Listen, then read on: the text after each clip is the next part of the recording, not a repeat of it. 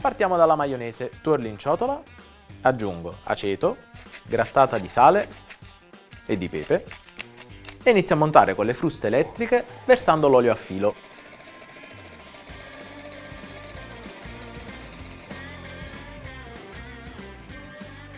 Completo con il succo di limone, un'ultima mescolata e la maionese è pronta. Copro con pellicola e lascio riposare in frigorifero. Ora ci occupiamo delle verdure, partendo dalle patate. Le immergo in acqua fredda e calcolo 40 minuti dal bollore. Patate pronte, le sbuccio e poi le taglio a tocchettini di circa mezzo centimetro.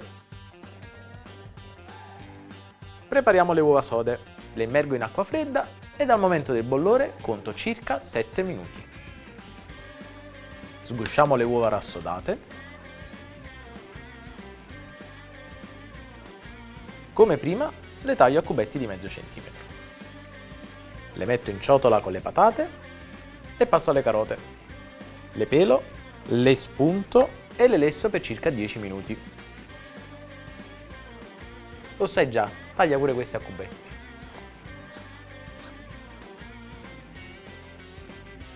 E poi i cetriolini, vabbè, sappiamo mezzo centimetro.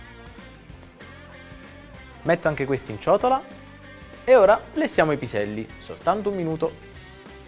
Li scolo e li unisco al resto delle verdure. E mo' lasciamo intiepidire e poi trasferiamo in frigorifero. A questo punto aggiungo la maionese, l'olio, sale e pepe. Super mescolatona e siamo pronti per impiattare.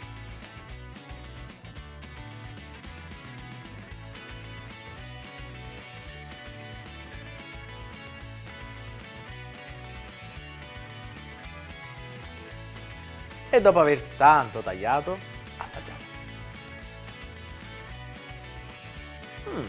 È proprio buono.